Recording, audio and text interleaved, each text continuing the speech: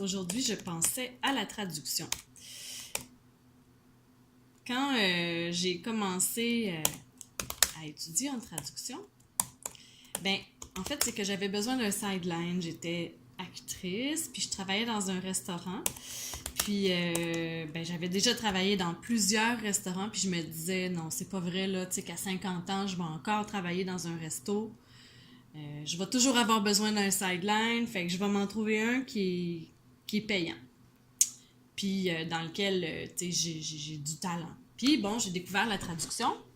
Moi, j'ai toujours été à l'aise avec les langues, je suis bonne en français. Puis, la traduction, on manque jamais de travail, puis c'est super payant. Fait que je suis allée là-dedans, vraiment, tu sais, pour des raisons très techniques. Vraiment pas parce que j'étais passionnée par ça. Puis, c'est ça, de fil en aiguille, je suis arrivée dans un monde complètement nouveau, qui était le bureau de la traduction, un monde de fonctionnaires, où est-ce que, tu sais, je terminais de travailler à 5 heures, puis j'avais pas terminé mon texte, c'était vendredi, puis je m'en allais quand même, puis c'était pas grave. Hey, ça, là, c'était comme quelque chose de complètement nouveau pour moi.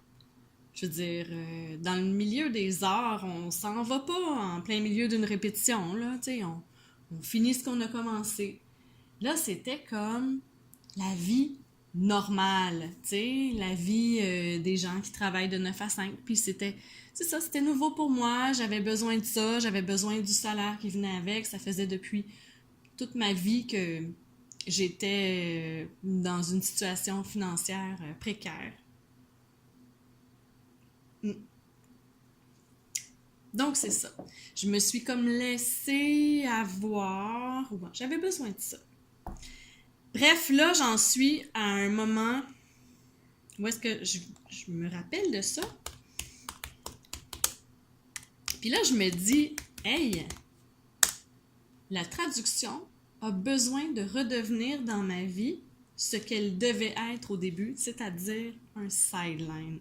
C'est-à-dire qu'il faudrait que j'arrive à renverser la vapeur, puis à faire en sorte que les heures que je passe à traduire sont pas les heures majoritaires de ma semaine. N'est-ce pas? Parce que c'était pas pour ça, c'était pas ça le but. Puis, ça me rend pas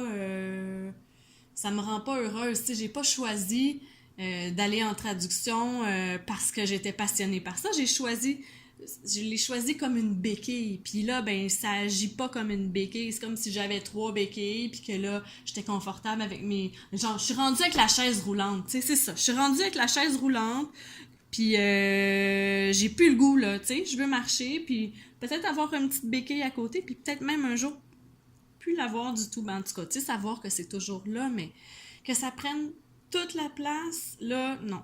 Là, je pense que c'est assez. Il faut que ça cesse bientôt. Il faut que je diminue tout ça. Bref, c'est ça. Je vous ai pas montré mon visage parce que je fais dur un peu. J'espère que le contenu sonore était tout de même intéressant. Bye!